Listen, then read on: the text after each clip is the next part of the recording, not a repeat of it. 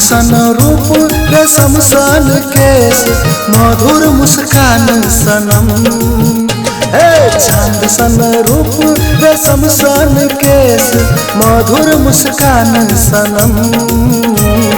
रंग आहा के देख का रूप आहा के देख का भगेलो दीवाना हम। रंग आहा के देख का रूप आहा के देख का भगेलो दीवाना हम।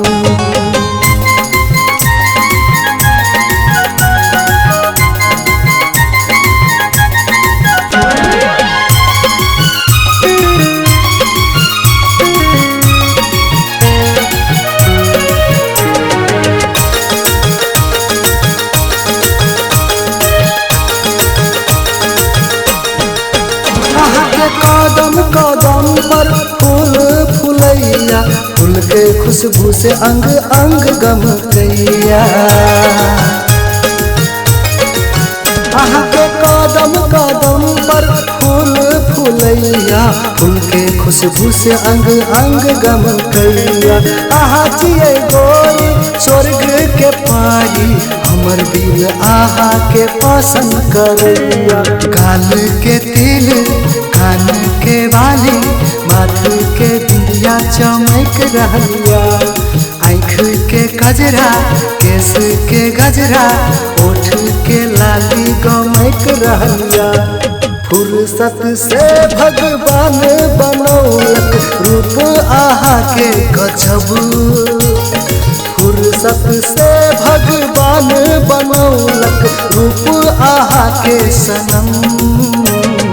रंग आहा के देख का रूप आहा के देख का भगेलो दीवाना हम।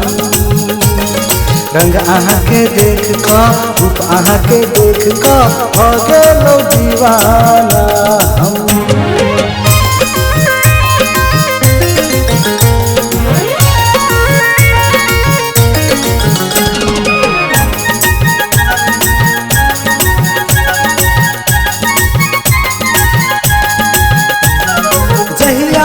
हम देखलो आहा का दिल में आहा के सजा ले लो हम।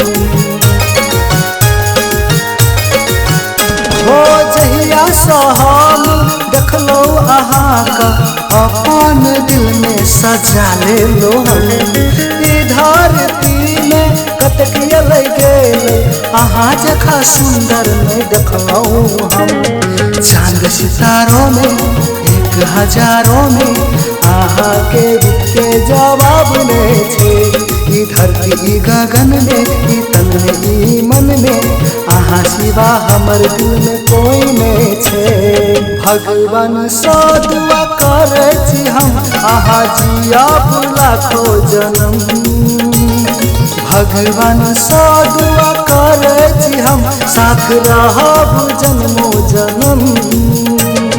रंग आहा के देख का रूप आहा के देख का भगेलो दीवाना हम। रंग आहा के देख का रूप आहा के देख का भगेलो दीवाना